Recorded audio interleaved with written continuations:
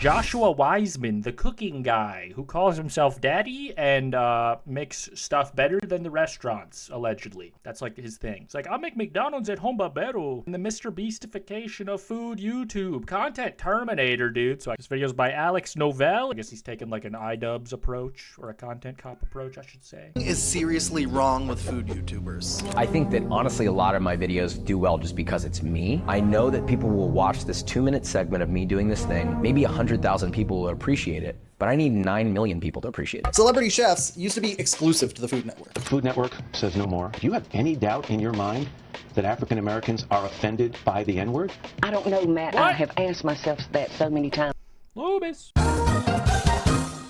But these days, even the biggest celebrity chefs from the Food Network are actually right here on YouTube, competing for subscribers and collaborating with the top YouTube chefs. The objective of this is get my Uncle Crown back. Look at this tinfoil, they're making cocaine and meth. What is this?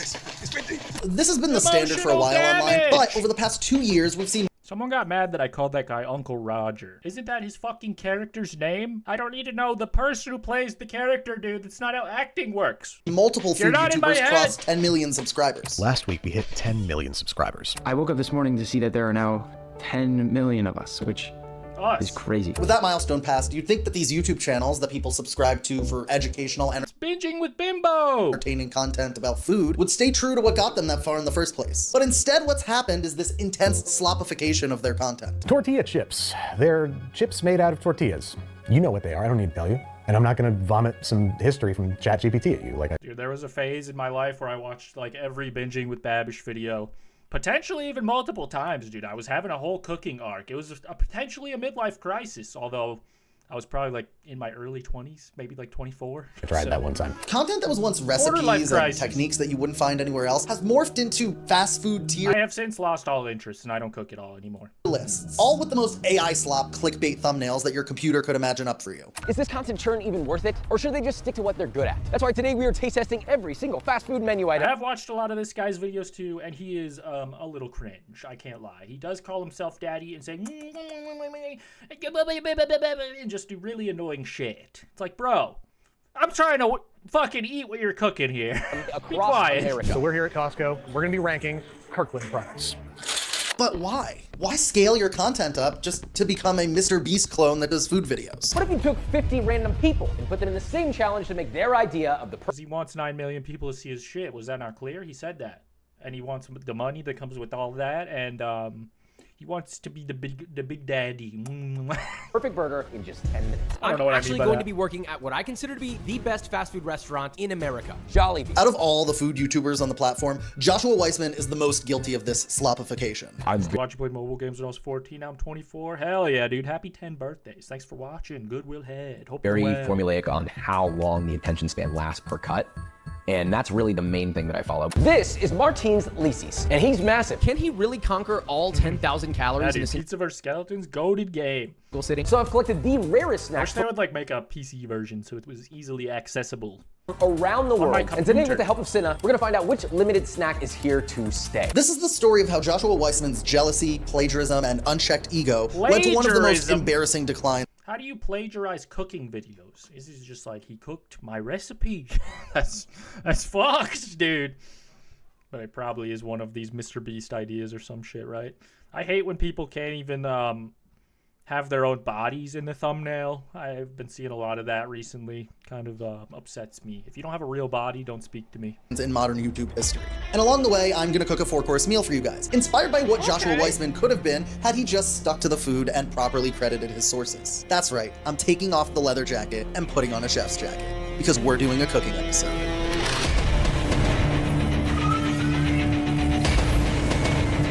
Wow. This is incredible. I've never seen the Terminator, but this will stand in for my knowledge, my cultural blind spot. Speaking of which, this is totally unrelated. I watched Borat for the first time the other day. I feel like when I watch like an old movie, there's like a cultural blind spot that I'm like trying to make up for, you know? I'm filling it in. Maybe you'll like hear things in conversation with people that it's like, oh, that's from that movie and I didn't know that until like recently. I wonder how many times I've heard that in my life and didn't get the joke, but now I get it. I think the cultural blind spot that I had missing of Borat was like the size of a penny if you shrunk it to like the size of an ant. I didn't need to watch that shit, dude. I did watch the censored version on YouTube though, which I'm glad because I'm pretty sure there would have been some scarring imagery in that film. Very nice, but it wasn't though. 2 out of 10. We're going to be preparing today for our 4-course meal is a spicy kale Caesar salad. Like I said, I'm past the cooking part of my life, and I don't give a fuck. Shout out to this guy. Weissman started on YouTube almost 10 years ago, doing simple, healthy recipes. Hey guys, and welcome back to one of my weekly recipe videos. He had a background Why was working he in filming fine in the dining. dark? He was so young and hairless. I like your cut, G. What a doofus. Turn the light on. And welcome back to one of my weekly recipe videos. He had a background working in fine dining restaurants, so it didn't take long for him to find a content niche making fancier versions of classic foods. His Popeye's chicken sandwich but better video is still one of the most successful videos those to are the ever. ones I was talking about. I watched a lot of the ones where he makes fast food shit at home and then it makes it like gourmet. But it's like, is it really worth spending like $200 on the fanciest grass-fed chicken ever made to make this dumb shit? For your video, yeah, but I'm never gonna do it. Be released on his channel. This was the Joshua Weissman that people subscribed for. A chef with YouTube charm and restaurant chops. But that chef slowly vanished. Yes, chef. What makes a great chef is first being the business person. So if that's what makes a great chef, then to me, that's what would make a great content production studio. Perhaps the most important part Yes, chef, I do it all for the love of the menu. of presenting Another cooking videos on great YouTube is film crafting unique recipes seen that people are recently. interested in learning. For some chefs, that means testing a recipe over and over, fine tweaking different parts of it until it's just right. Well, it's 5 Joshua Weissman cookbooks. Dude knows the recipes, front to back, left However, to right. for Joshua Weissman, the recipe crafting process looked a little different. He wasn't actually refining any recipes. He was copying them. And the people he stole from weren't celebrity chefs. They're bloggers, home cooks, and smaller creators. Easy targets, in other words. One of those easy targets, or so he thought, was Joe Rosenthal. I wrote all my recipes for somebody to come in with no knowledge of cooking and do them and be successful. I have a PhD in mathematics. When you're working on a PhD, like the number one rule is you cite your sources. And actually, I think there's this feeling in academia that you're more powerful when you have more sources. I truly believe that with the recipes I've published, I feel like I'm contributing something that helps people, that I think does something that other recipes don't. You know, if Weissman just said, yeah, this is a great hoagie roll recipe, I would have shared the Man cook food, others cook. Yeah, that's kind of how I was feeling about it too. But I guess if he's stealing from like a little fish doing their content creation thing, I mean, like there's lines and toes that you could step on along the way, and I would think that if you're a serious creator, you would do your best to avoid stepping on as many toes as possible, but maybe he's just like, I gotta be the best. I don't give a fuck. Some people are like that. Probably. I think he likely knew it was stolen. I don't think he cared. And I think it's probably a broader problem than him. Not only did Joe figure out that his recipe had been stolen, he also found 3 other recipes that Joshua Weissman had fully tried to pass off as his own. He wrote about it all here in Until I almost burned it. That's how I know it's done. this article that I'll be referencing a lot throughout this video. Who am I targeting with the Weissman article? It's like, I don't know, people who want to know the scope of the harm. So I think the most common refrain, as far as defenses against plagiarism go, is that there's no copyright on a recipe, just copyright on the prose. I think it's wrong to steal from other people. And I think people have this idea that, like, nothing's original, so, like, I could just take this. As far as the recipes go, at some point he was giving employees, like, here's a recipe, here's the stuff, go do this. Joshua Weissman's plagiarism didn't just stop at recipes, though. He was also stealing images of food from smaller creators to use in his thumbnails. Here's Joshua Weissman's thumbnail for his cheesy gordita crunch, but yeah, I could see how that would be a problem. When I take food and put it on my thumbnails, I usually get it from the restaurant or like some promotional material and not from like someone's cooking blog on purpose, because they, you know, they could get upset about that, and it is kind of weird because I didn't cook the food, I guess. Who gives a shit? It's a taco. better video. And here is a thumbnail from The Burger Dude for a video called Vegan Cheesy Gordita Crunch. But if you're making the cooking video and the other guy made a cooking video and you're using his picture, I mean, I guess that would be bad, yeah. Notice something? Or what about the vegan burger that he used in this thumbnail? All stolen images with no credit whatsoever to The Burger Dude. So if he's stealing the recipes and he's not even putting his own photos of the food in the thumbnail, what exactly is Joshua Weissman bringing to the table as a chef/content creator? The second course for our special 4-course meal is a rustic and simple steamed broccolini with lemon and just a little bit of Calabrian chili oil and Parmesan cheese. The first step is easy. Cooking intermission. Give it to the dog. And Joshua Weissman's right there with the same vibe. If you make a video and it does crazy views. The first thing you should do is look at it formulaically and figure out how to rinse and repeat that process. This content shift towards watered down MrBeast style slop didn't come out of nowhere though. It all actually goes back to 2022, when Joshua Weissman's channel had just hit 5 million subscribers. We hit 5 million subscribers. That's a lot of I can't even count that much. I mean, I can do a 5 on my hand. See, at the exact same time, another food YouTube channel was skyrocketing in popularity in ways that Joshua Weissman could only have dreamed. This is MrBeast, the biggest YouTuber on the heard of planet that who guy. also happens to be the worst cook I've ever met. Help! Nick! Get the fire extinguisher! Put it out! Put it out! Oh. But today, I'm gonna turn him into a master chef. Chef Nick DiGiovanni had everything that Joshua Weissman wanted. Not only did his viewership skew younger, but Nick DiGiovanni's videos, sometimes on similar topics, would topple Joshua Weissman's video. I feel like his are a little bit too crazy, though. Like, I would never even click on this. I don't care about the food anymore at this point. What are we doing? We've got this goddamn hand-painted thumbnail, got this fucking fake body. That's 2 strikes already. And views. Now, anyone who watches these two creators would tell you that they're nothing alike. But Joshua Weissman just doesn't see it that way. Despite stealing multiple recipes and thumbnails at this point, Joshua Weissman was furious that Nick DiGiovanni was supposedly copying him. So did he confront Nick or reach out to him via DM? Of course not. Instead, he invited him over to collaborate on a YouTube short. Homemade tater tots. Delicious. According to Joe's article, Joshua Weissman spent the majority of that shoot trying to impress Nick DiGiovanni by making transphobic jokes towards his own employees. Oh, hell Even yeah. worse than that, towards the end of the shoot when Nick... What else would impress some random chef guy than me making fun of my own client?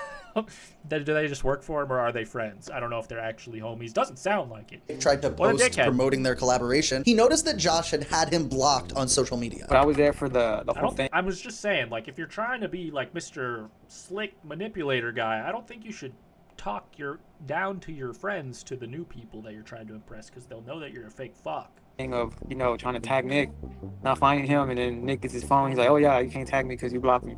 It was like 5 people in the room, and all 3 of us looked at each other like, "Damn, that's embarrassing." That's a cool story, man.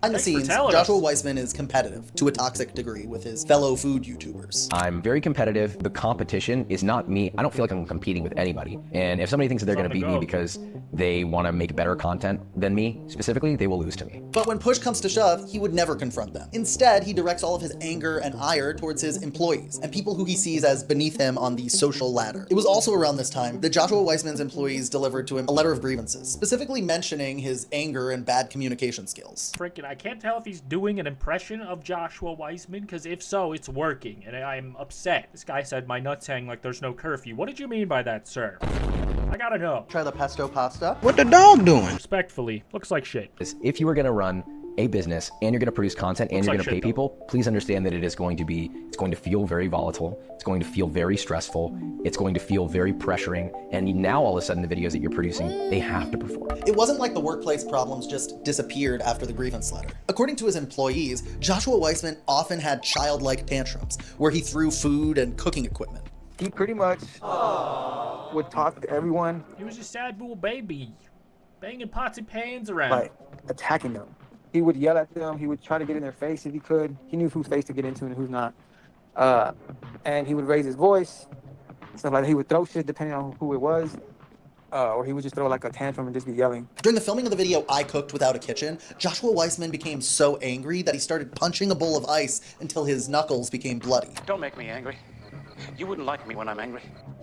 Joshua Weissman also had a really bad habit of forcing weird, overly sexual jokes at his employees, but that's not as surprising to me considering a lot of those jokes would make their way into his videos. Unfortunately, in the beginning, I did a lot of sexual innuendos. I noticed that they got pretty good traction, so I did utilize that. Look, my mouth can do a lot of things, just not that, respectfully. You know, there's nothing better than some little cakes and little balls. Hello? Somebody? One of the biggest targets of this harassment. I think I remember a lot of that. It was just a lot of cringe shit. Nothing like bad. It was just like, it's my fault for watching this type beat. Was Joshua Weissman's former assistant, Ulysses. This is like whenever Ulysses eats. It's because he has a small mouth. It's also simultaneously big at the same time. Things were always weird. Things were always weird from like day 3, and that's just kind of where all like the weirdness and stuff kicked in. What kind of weirdness? You know, like the sex noises, the stuff he would say to me, you know, saying I look cute that day or something like that. And just, you know, it just took off from there, and it was just very consistent. It would be just randomly, like we would be shooting and some ass joke would come out and he'll be like, you listen, you trying to get fucked in the ass, or you want to get fucked in the ass, and it was just always just like that type of shit. It was kind of like a locker room vibe for him, but just him. Like the first time I heard something out the door, I was just like, yo, like, are you guys that cool with him? Because I'm not. After what Ulysses and the entire Joshua Weissman production team went through, Josh decided that it would be a good idea to upend the lives of everyone who decided to stick around and move them from Houston, Texas to Austin, Texas, over 2 hours away. Man, since the day I met him, that dude's been like stuck on moving there. Because it's supposed to be like the biggest food place in Texas. But that makes sense. I personally don't think that, but he just always wanted to move there. We're just kind of like, hey man, I personally don't think the food's even that good over there. Move is coming and we haven't gotten any information. Like, you know, what's the pay gonna look like? Is the company gonna help us move there? You know, how are we gonna move there? What we're Some of this stuff seems more important than others, to be clear. With work. So when we start asking questions, shit start getting weird. He's afraid of confrontation with anyone he doesn't think he can bully around. Like, I was trying to have a conversation with him, like, hey, you remember what we talked about day one? This is not what you're telling me. In fact, you're not even telling me. I told him, hey, you know, it is a higher cost of living. This is what I think I should be getting because I know I can make it there with that, to live the exact same way I'm living here. No less or no better. I told him I wanted a $3,000 difference. He was like, no. And I was like, bro, you shit. $3,000. Despite Joshua Weissman constantly refusing to give his employees a raise, his business was making more money than ever. I did the math and I probably made about $15 million. He wasn't big on like brands unless they were like the big brands, you know, the Lamborghinis, the Rolexes. When it came to music, Drake, right? Because Drake's at the top. Like, he was always into Drake whatever. Is the Rolex of music. Drake is the Lambo of music. He has to have the best. One of his wives can probably pay for like 3 people's salaries. He was reportedly being offered $100,000 to $200,000 per brand deal and had a GTA 5 level collection of luxury cars. But of course he was only able to have those things because he was paying his employees poverty wages. One employee was reportedly living in a 200 square foot apartment and was unable to pay rent when Joshua Weissman's studio relocation was delayed for 2 months. Other employees reported being misled about how much they would be paid, with raises always being promised but never being delivered. Meanwhile, Joshua Weissman's luxury watch collection continued to grow, adding watches like the Audemars Pigwit Royal Oak Offshore, a watch that retails for $34,000. You only need one for each wrist. Employees were sleeping on the floor in 200 square foot boxes. Joshua Weissman was getting his very own Architecture Digest video on his custom built home. This is where I actually live. The kitchen is over there, but we'll get to that after we get to know each other. Not to take credit, but it was really me and my contractor that designed it, and my wife also, who had a lot of input, I should add. What this shows more than anything is that sense. you can have the fanciest equipment, most state-of-the-art studio, but if you don't treat your team with respect, your content suffers. The final dish in our 4-course dinner. This is very funny that he added this all in there. And I'll link the full video in the future video description. Shout out to Alex Novell. Wanted to win. But it's sure, not becoming over a yet. YouTube brand means you get tons of money and network professional connections, but that's It seems like they're just kind of hating on his swag so far. The sexual innuendos maybe could be a little far. Maybe that's not cool to do with people who are working for you that you don't know like that and that don't like it and that want to beat you up, potentially, if you keep doing it. Maybe they should vocalize their displeasure to HR. You should be, whatever, you know, informed by HR. This guy's talking shit about you at the company. I don't know how this shit works, dude. I know. The opposite of what YouTube is all about, especially YouTube cooking videos. It's about a community. The most important thing that you can do, especially if your YouTube channel starts to pick up traction on the platform, is find ways to uplift smaller channels. Whether it's sharing their recipes or highlighting their videos, community and collaboration is the thing that matters the most. With Joshua Weissman, I think I cited like, I don't know if it was for mine or something else. It's like this video has like 4 million views. And it's like that could be really a huge thing for any of the people that he stole from. How do you guys feel about this Joshua Weissman controversy? I'm torn. I really wanted to hate this guy.